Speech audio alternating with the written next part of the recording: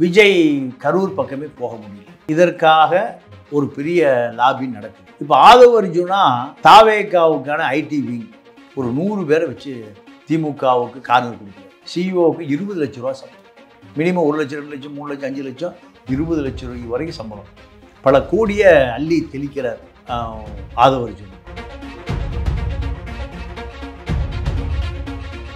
கட்சி கட்டமைப்பை சரி பண்ணுவதற்கு ஆதவ அர்ஜுனா முயற்சி பண்ணுறாரு. இப்போ கூப்பிட்டு கரூர் மாவட்ட செயலாளர் கேட்குறாரு, இப்போ கரூரில் இத்தனை ஒன்றிய நகரம், போன தேர்தலில் திமுக எவ்வளோ வாக்கு வாங்குச்சு, அதிமுக எவ்வளோ வாக்கு, என்னென்ன சமூகம் இருக்குது என்னன்னு கேட்டால் நீ எதாக இருந்தாலும் முசிட்ட பேசிக்க. யார் சொல்லுங்க? கரூர் மாவட்ட செயலாளர் மதியம் அதை கேட்டால் முசிட்ட பேசிக்க. முசி என்ன சொல்லி வச்சிருக்காரு? கட்சிக்கு நான் தான் பொதுச் செயலாளர், எதாக இருந்தாலும் என்கிட்ட தொடர்பு கொள்ள சொல்லி நேரடியாக அவர் கட்டுப்பாட்டுக்கு போயிடாது. யார் கட்டுப்பாட்டு?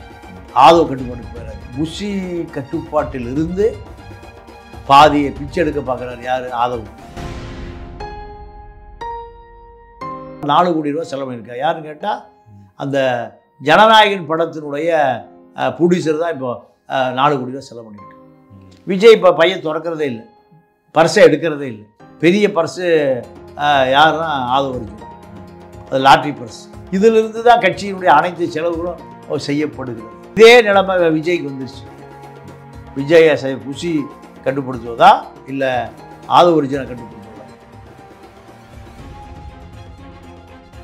பெரிய ஜோசியர் அமித்ஷா வந்துட்டார். அமித்ஷாவுடைய கட்டுப்பாடு தான் விஜய். டெல்லி நடக்கக்கூடிய அத்தனை விஷயங்களையும் அமித்ஷா வழியாகத்தான் விஜய் தப்பிப்பதற்கு முயற்சி பண்ணியிருக்கிறார்.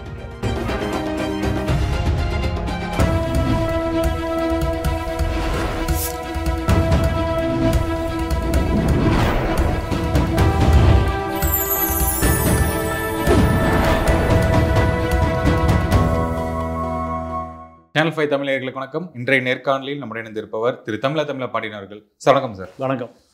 தாவேகா இந்த கட்சிக்குள்ள சில சலசலப்புகள் போற மாதிரி கேள்விப்பட்டோம். ஆதவ அர்ஜுனா, புஷி ஆனந்த், அதுக்கப்புறம் அருள்ராஜ், இவங்க முனையத்துக்குள்ள ஏதாவது பிரச்சனை அப்படின்லாம் கேள்விப்பட்டிருக்கோம். என்ன பிரச்சனை, என்ன ஆச்சு? இல்லை, 3 பேருமே அந்த கட்சியினுடைய பொதுச் செயலாளர்கள்.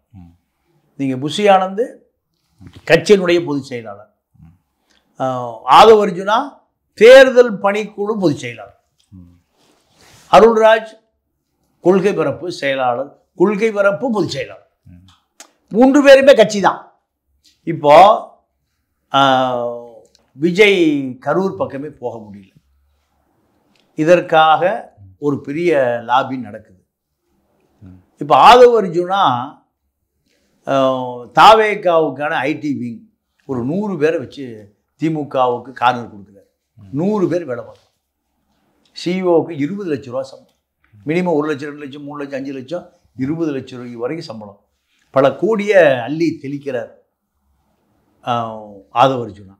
ஆனால் ஆதவ அர்ஜுனாவை போலீஸ் கையே வைக்க முடியல. சென்னை ஏர்போர்ட்டில் ப்ரெஸ் மீட் கொடுக்குறாரு, டெல்லி ஏர்போர்ட்டில் ப்ரெஸ் மீட் கொடுக்குறாரு.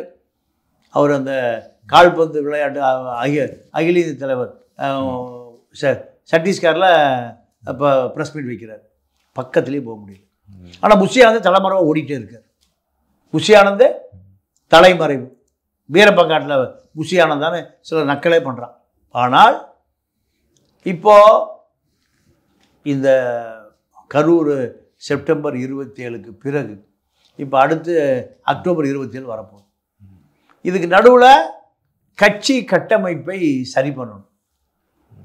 கட்சி கட்டமைப்பை சரி பண்ணுவதற்கு ஆதவ அர்ஜுனா முயற்சி பண்ணுறாரு. இப்போ கூப்பிட்டு கரூர் மாவட்ட செயலாளர் கேட்குறாரு, இப்போ கரூரில் எத்தனை ஒன்றிய நகரம் இருக்குது, போன தேர்தலில் திமுக எவ்வளோ வாக்கு வாங்குச்சு, அதிமுக எவ்வளோ வாக்கு, என்னென்ன சமூகம் இருக்குது என்னன்னு கேட்டால் நீ எதாக இருந்தாலும் முசிட்ட பேசிக்க. யார் சொல்லலாம்? கரூர் மாவட்ட செயலாளர் மதியம். அப்போ கேட்டால் முசிட்ட பேசிக்க. முசி என்ன சொல்லி வச்சுருக்காரு? கட்சிக்கு நான் தான் பொதுச் செயலாளர், எதாக இருந்தாலும் என்கிட்ட தொடர்பு கொள்ள சொல்லுங்கள். நீங்கள் எந்த தகவலையும் நேரடியாக அவர் கட்டுப்பாட்டுக்கு போயிடாதீங்க. யார் கட்டுப்பாட்டுக்கு? ஆதவ் கட்டுப்பாட்டுக்கு போயிடாதீங்க. ஆதவ் தேர்தல் வருகிற பொழுது தான் அவர் பொதுச் செயலாளர், மற்ற நேரங்களில் கட்சி பொதுச் செயலாளர் நான் தான். அருள்ராஜ் கொள்கை பரப்பு செயலாளர். இப்போ ஒரு கூட்டம் போடணும், தஞ்சாவூர் மாவட்ட செயலர் கூப்பிட்டு ஒரு லோக்கல் ஒரு கூட்டம் போடுங்கப்பா, இப்போ கூட்டம் போடணுன்னா நீங்கள் எதாக இருந்தாலும் புஷி வழியாக வாங்க. இல்லைப்பா நான் கொள்கை பரப்பு பாணியில் பொதுச் செயலாளர் இல்லை, எங்களுக்கு கட்சி பொதுச் செயலாளர் தான் எங்களுக்கு பொறுப்பு போட்டார். யார்? புஷி. இப்படி ஒரு புஷி கட்டுப்பாட்டில் இருந்து பாதியை பிச்சை எடுக்க பார்க்குறாரு. யார்? ஆதவ். மீதியை பிச்சை எடுக்க பார்க்குறாரு அருள்ராஜ். இந்த குழப்பம் நீடிக்குது. நீடித்த பிறகு விஜய் பஞ்சாயத்து பண்ணுறார். இல்லை 3 பேரும் இணைந்து பணியாற்றினால்தான் கட்சி வளரும், கட்சி அடுத்த கட்டத்துக்கு நகரும். மாவட்ட செயலாளர் என்பவர் 3 பேருக்கும் கட்டுப்பட்டவர் விஜய் சொல்றாரு. ஆனால் புஷி என்ன சொல்றாரு? நான் சொல்றது மட்டும் நீ கேளு, அவர்கள் கேட்டா அவர் கட்டுப்பாடு நீ போகவே வேண்டாம். இந்த குழப்பத்தில் விஜய்க்கு ஒரு மாற்று திட்டம் கொடுக்குறாங்க. தமிழ்நாட்டை 4 மண்டலங்களாக பிரிக்கும், வடக்கு தெற்கு கிழக்கு மேற்கு. இந்த 4 மண்டலங்களும் ஒவ்வொரு மண்டலத்துக்கு ஒரு 10 மாவட்ட செயலாளர், 10 மாவட்டம், ஒவ்வொருத்துக்கும் ஒரு பொறுப்பை போடுங்க. இதை விஜய்கிட்ட ஆதவ் தான் சொல்றாரு. அப்போது புஷி என்ன நினைக்கிறாரு? 40 மாவட்டமாக இருந்த நம்முடைய அதிகாரம் 10 மாவட்டத்தில் சுருக்கிறதா, மீதி 10 மாவட்டத்தை புஷி ஆதவ் எடுத்துகிட்டு போகிறது, பாதி 10 மாவட்டத்தை அருள்ராஜ் எடுத்துகிட்டு போகிறது, மீதி 10 மாவட்டம் இன்னொரு மண்டல தலைவரை போடுறது. அப்போது 4 பேர் நான் ஒரு பொதுச் செயலாளரா? இத்தனை ஆண்டுகள் அந்த அரசியலை தமிழ்நாடு முழுக்க மாவட்ட செயலாளர்கள், ஒன்றிய செயலர், நகர செயலர், இப்படி அத்தனை வேலையும் செய்தது நான். ஆனால் இப்போ என்னுடைய அதிகாரம் பறிக்கப்பட போகுது. ஏன்னா டெல்லி லாபி பூரா ஆதவ் அர்ஜுனா தான் செய்கிறார். விஜய்க்கு யார் தேவை? ஆதவ் அர்ஜுனா தான் தேவை. டெல்லி லாபி செய்யக்கூடிய தகுதி யாருக்கு இல்லை? புஷிக்கு இல்லை. 2வது, யாருக்கு பணம் தேவைனாலும் விஜய் கட்சி அத்தனைக்கும் அறிவிக்கப்படாத பொருளாளர் யார்? இப்போ 20 கோடி ரூபா டெல்லி வழக்குக்காக செலவு பண்ணியிருக்காரு.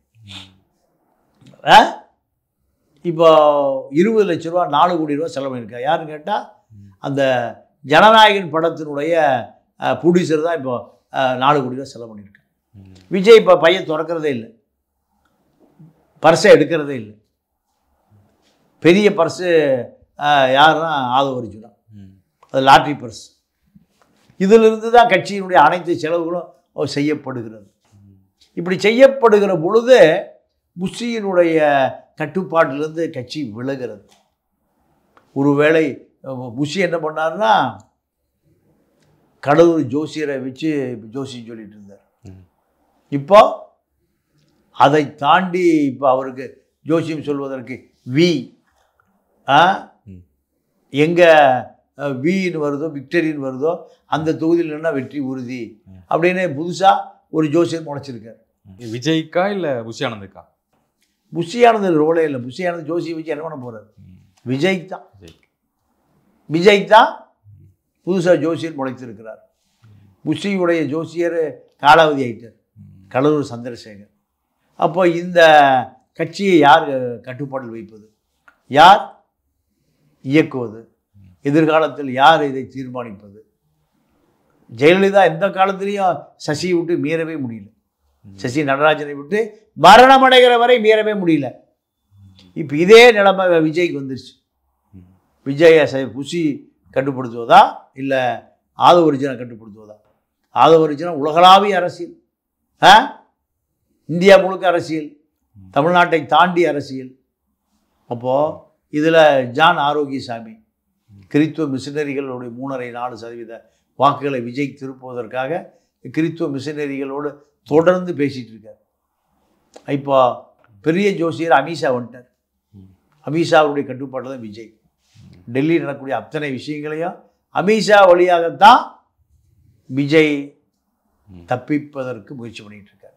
இப்போ இதெல்லாம் வைத்து பார்க்கிற பொழுது இது வருகிற கூட்டணி பாஜக அதிமுக கூட்டணியில் யாருடைய கை ஓங்க போகிறது, யாருடைய ஆதரவாளர்கள் அதிக சட்டமன்ற வேட்பாளர் வரப்போகிறார்கள் என்பதை பொறுத்து தான் கட்சியினுடைய அடுத்த கட்ட நகர்வை தீர்மானிக்கக்கூடியதாக இருக்கும். ஓகே, விஜய் இங்கே இணைஞ்சிருவார் அப்படிங்கிறது தான், வேறு வழியே இல்லை. அதிமுகவில் விஜய் இணைவதை தவிர, கூட்டணி இணைவதை தவிர வேறு வழியே இல்லை. திமுகவிடமிருந்து தப்பிப்பதற்கு பாஜக டெல்லியில், இங்கே ஏடிஎம்கே. இதுதான் விஜய்க்கான பாதுகாப்பு அரண். நீங்கள் சொன்ன மாதிரி ஒரு மாதம் கிட்ட ஆயிடுச்சு கரூர் சம்பவம் நடந்து, இன்னும் போய் பார்க்கல. ஏன் இன்னும் போகலை அப்படிங்கிற கேள்வி தானே இருக்குது. இதை தாண்டி மக்கள் ஆதரவு கிடைக்குமா விஜய்க்கு? இல்லை, மக்கள் 10% ஆதரவு விஜய்க்கு இப்போ ரெடிமேடாக இருக்குது. விஜய் ஹெலிகாப்டர் தான் நீ போகிறார். ஹெலிகாப்டர் போனாலும் சரி, சேட்டலைட்டில் போனாலும் சரி, ராக்கெட்டில் போனாலும் சரி, இந்த முட்டாள் மக்கள் விஜய்க்கு ஓட்டு போட தான் செய்வோம். அந்த அளவுக்கு இங்கே அரசியல் அறியாமை இருக்குது. இந்த அறியாமை விஜய்க்கு அறுவடையாக மாறும். சரி, இன்னொரு கேள்வி என்னன்னா, இந்த அதிமுக கூட்டணி என்டிஏ கூட்டணியில் விஜய் வந்தார் அப்படின்னா நல்லா வலிமையாயிரும், ஜெயிக்கிறதுக்கான வாய்ப்புகள் இருக்கு, திமுக வந்து தோக்கடிச்சிடலாம் அப்படிங்கிற ஒரு கருத்துக்கள் நிலவுது. அது நடக்கிறதுக்கான வாய்ப்புகள் இருக்கா? 100% நடக்கும். திமுக பலவீனமாக இருக்குது. மீண்டும் ஆட்சி பிடிப்பதற்காக திமுக பல வேலைகள் செய்யுது. இப்போ விஜய் வராமல் இருந்தால் அது சாத்தியம். விஜயுடைய 10% வாக்கு அதிமுக பாஜக கூட்டணியில் இணைந்தால் திமுக வெற்றி பெறாது. நீங்கள் விஜய் வராமலே பாஜக அதிமுக கூட்டணி 3.5% தான் திமுக ஜெயிச்சு. இப்போ விஜயுடைய வாக்கு எவ்வளோ இருக்குது? குறைந்து 10% வரும். அதிருப்தி ஒரு 5% வரும்.